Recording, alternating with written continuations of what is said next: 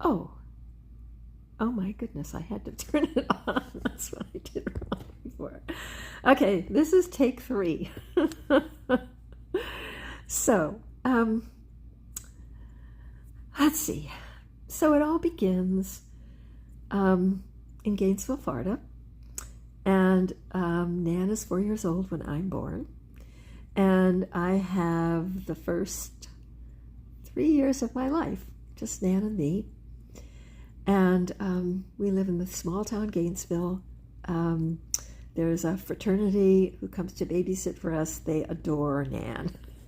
They just think she's wonderful, and she adores them.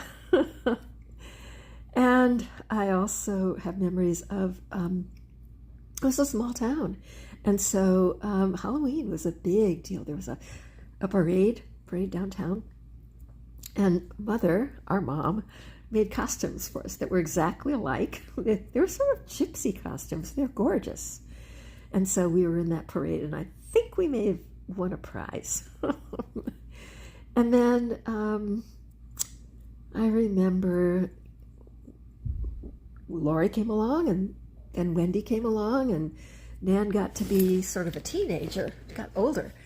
And it became Wendy and Bethany and Lori in the kids' room, and Nan in the grown-up room. And she sort of, it really meant that there was distance, that we hadn't been there before between us. But she was really becoming a teenager and a grown-up, and we weren't yet. And then the next thing I kind of remember is that she went off to U of Madison, and I think towards her senior year, she invited her then finally high school age sister, me, to come up and visit, and I did, and it was a big deal. I stayed in her dorm on a college campus, and I met Kent, who became Kirk and Rod's dad,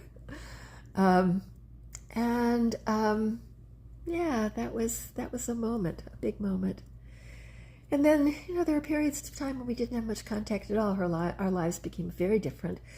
Probably the only thing that was very much the same was that our love of dance. I mean, she was very seriously involved in dance all her life. So was I.